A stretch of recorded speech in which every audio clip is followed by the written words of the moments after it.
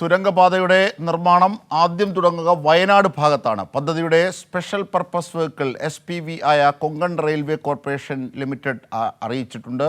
കള്ളാടി മീനാക്ഷി പാലത്തിന് സമീപം 2 ആഴ്ചയായി നിലം നിരപ്പാക്കുന്ന പ്രവൃത്തിയാണ് ഇപ്പോൾ നടക്കുന്നത്. ഇതിൻ്റെയൊക്കെ വിവരങ്ങളുമായി PV ജോഷില കൂടി ചേരുകയാണ്. ജോഷില, ഇപ്പോൾ ശരത്തും മനുവും പറഞ്ഞ കാര്യങ്ങൾ നമ്മൾ വിശദമായി കേട്ടു. ഏതാണ്ട് 8.1 ഇരട്ട ടണലോട് കൂടിയാണ് ഈ പാത പോകുന്നത്. ഇപ്പോൾ എവിടെ നിന്നാണ് ഇതിൻ്റെ വർക്ക് തുടങ്ങുക? അവിടുത്തെ ഒരുക്കങ്ങൾ എന്തൊക്കെയാണ്? വിവരങ്ങളിലേക്കൊന്ന് പോയാൽ. വയനാടിനെ സംബന്ധിച്ചിടത്തോളം ചരിത്ര നേട്ടം എന്ന് വിശേഷിപ്പിക്കാവുന്ന ഒരു ദിവസമാണ് കടന്നുപോയിക്കൊണ്ടിരിക്കുന്നത്. വയനാടിന്റെ സർവോന്മുഖമായ വികസനം പ്രതീക്ഷ കൂടിയാണ് ഈ തുരങ്കപാത. ഇരട്ട തുരങ്കപാതയാണ്. ഇന്ത്യയിലെ തന്നെ 2ാമത്തെ ഇരട്ട തുരങ്കപാതയ്ക്കാണ് നിർമ്മാണം ആരംഭിക്കാൻ പോകുന്നത്. അതുകൊണ്ട് തന്നെ വയനാടിനെ സംബന്ധിച്ചിടത്തോളം ഏറ്റവും പ്രതീക്ഷാ നിർഭരമായ ഒരു ദിവസം കൂടിയാണിത്.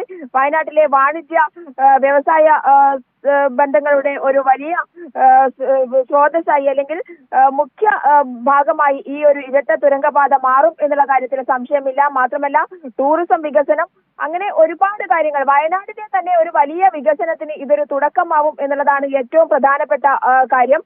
കോഴിക്കോട് ആനക്കാംപൊയിൽ മുത്തപ്പൻപുഴ മറിപ്പുഴ റോഡ് എന്നീ 2 റോഡുകൾ തുരങ്കപാതയുമായി ബന്ധിപ്പിക്കുന്നുണ്ട്. കള്ളാടി മീനാക്ഷി പാലത്ത് സമുദ്രനിരപ്പിൽ നിന്ന് 851 മീറ്റർ ഉയരത്തിലാണ് വയനാട്ടിലെ പ്രവേശന കവാടം വരിക. ആദ്യ നിർമ്മാണം തുടങ്ങുന്നത് വയനാട്ടിൽ നിന്നാണ്. തുരങ്കപാതയുടെ നിർമ്മാണം ആദ്യം തുടങ്ങുന്നത് പദ്ധതിയുടെ സ്പെഷ്യൽ പർപ്പസ് വെഹിക്കിൾ ആയ കൊങ്കൺ റെയിൽവേ കോർപ്പറേഷൻ ഇത് ആദ്യം തുടങ്ങുക വയനാട്ടിൽ നിന്നാണെന്ന് അറിയിച്ചു കഴിഞ്ഞു. കള്ളാടി മീനാക്ഷി പാലത്തിന് സമീപം 2 ആഴ്ചയായി നിലനിരപ്പാക്കുന്ന പ്രവൃത്തി നടന്നുകൊണ്ടിരിക്കുകയാണ്. തുടർന്ന് ജിയോ ടെക്നിക്കൽ ഇൻവെസ്റ്റിഗേഷൻ പ്രവൃത്തികൾ നടക്കും. ഇതിനുള്ള ഉപകരണങ്ങളെല്ലാം തന്നെ കഴിഞ്ഞ ആഴ്ച തന്നെ ഇവിടേക്ക് എത്തിക്കഴിഞ്ഞു.